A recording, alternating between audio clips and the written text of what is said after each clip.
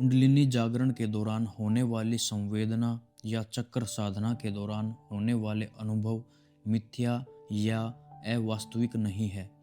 वे वास्तविक है, परंतु वे चेतना से जुड़े हैं। वे किसी और के लिए नहीं, केवल आपके लिए अर्थ रखते हैं। यही वजह है कि कुंडलिनी जागरण में दूसरे के अनुभवों को अपने पर लेने की भूल नहीं करनी चाहिए। तब आपके मन में उस अनुभव को पाने का लक्ष्य आ जाता है। आप सोचने लगते हैं, ओह, मुझे भी अपनी रीढ़ की हड्डी में वैसी ही सनसनाहट महसूस होनी चाहिए, ताकि मुझे पता लग सके कि मैं सही तरह से ध्यान कर रहा हूँ या नहीं। इससे आपका ध्यान भंग होगा और आप चक्रों पर ध्यान लगाने के पथ से भटक जाएंगे। जब आप एक गर्म कमरे में होते हैं तो आपको गर्मी दिखाई नहीं देती, आप उसे महसूस करते हैं।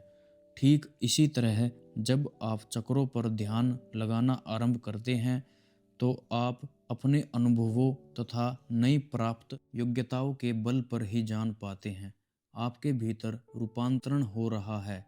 कुंडलिनी जागरण का सबसे बड़ा रूपांतरण यह नहीं है कि आपको चकाचौंध करने वाला प्रकाश अवश्य दिखेगा। हालांकि ऐसा हो सकता है और मेरे साथ असंख्य अवसरों पर हो चुका है। या आप पंख के समान हल्के या बहुत ही ऊर्जान्वित महसूस नहीं करेंगे। ये सब उपोत्पाद है। यह असली उत्पाद नहीं है। यह असली मक्खन की बजाय उससे बनी छाछ है। हमारे शरीर के अंदर कौन सी ऐसी 3 ग्रंथियां हैं जो कुंडलिनी शक्ति के जागरण में रुकावट पैदा करती है?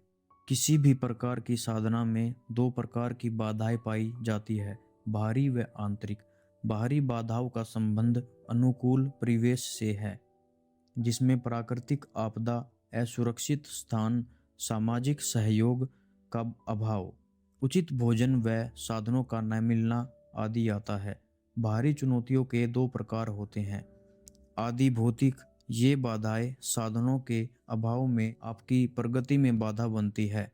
और आदि दैविक, प्रकृति की ओर से उत्पन्न होने वाली बाधाएं जैसे तूफान, वन्य पशु आदि। बाहरी बाधाओं से पार पाना कठिन नहीं होता।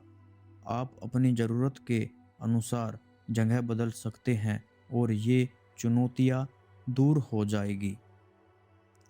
बाहरी चुनौतियों के बारे में यह भी कह सकते हैं, आप जितना भीतर की ओर केंद्रित होंगे, उनकी अहमियत घटती जाएगी। वनों में मेरी अपनी साधना के दौरान मैं अपने अभ्यास को जितना गहन करता गया, बाहरी कारक उतने ही महत्वहीन होते चले गए। कुछ समय बाद चूहों से लेकर लंगूरों तक कोई भी मुझे परेशान नहीं कर सकता था। वे वहीं थे, पर मानो मेरे लिए वे अस्तित्वहीन हो गए थे। जब भीतरी तूफान, लंगूर और चूहे शांत हो जाते हैं तो बाहरी कारक भी अपना बल खो देते हैं। भले ही आप वन में हो या फिर वातानुकूलित घर में, आपके लिए बाहरी बाधाएं की कमी नहीं होगी। हम उन्हें रोक भी नहीं सकते।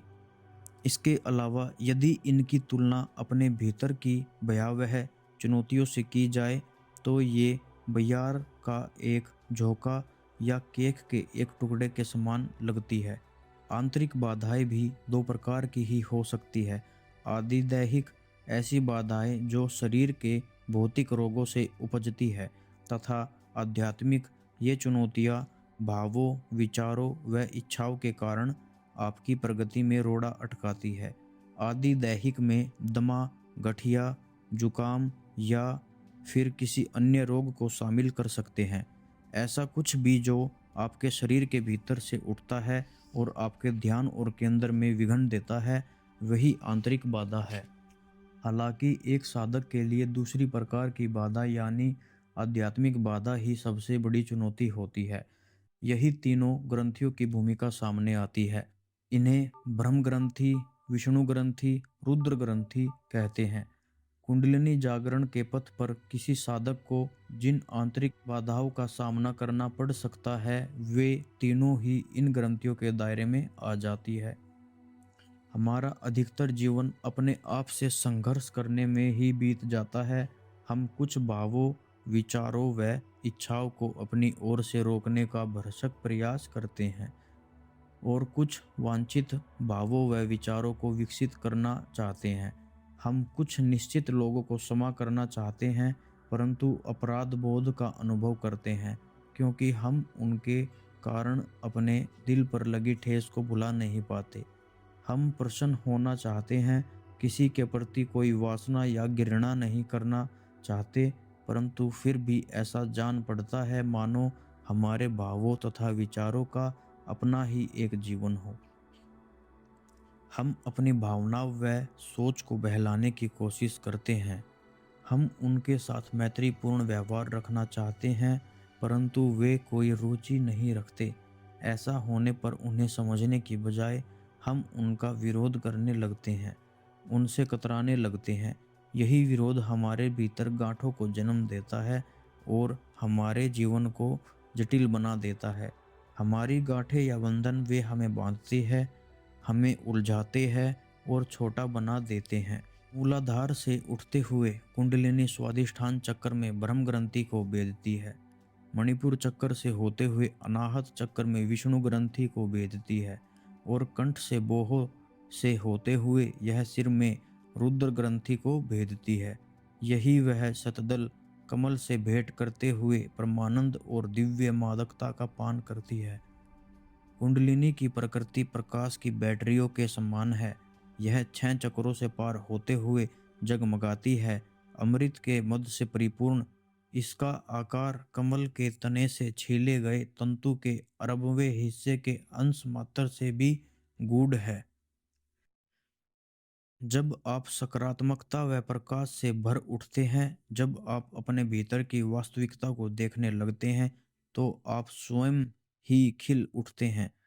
यह सब प्रयासहीन होता है और जब आप खिल कर खुलते हैं तो गांठें ढीली पड़कर गायब हो जाती है। जब आप आध्यात्मिक रूप से उन्नत होकर पथ पर अग्रसर होते हैं तो ये ग्रंथियां अपने आप उसी प्रकार खुलने लगती है जिस तरह कमल के फूल की पंखुड़ियां सूर्य की किरणों का स्पर्श पाकर खुलने लगती है।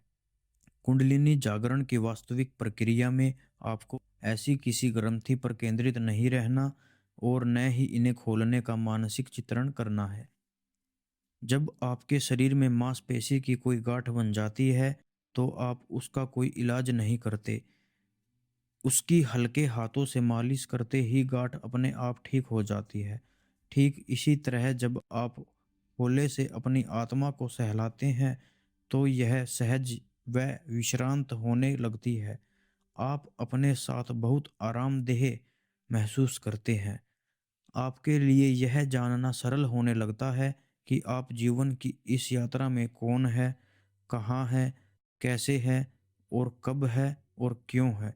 यही कुंडलिनी शक्ति के जागरण के आरंभ की प्रक्रिया है।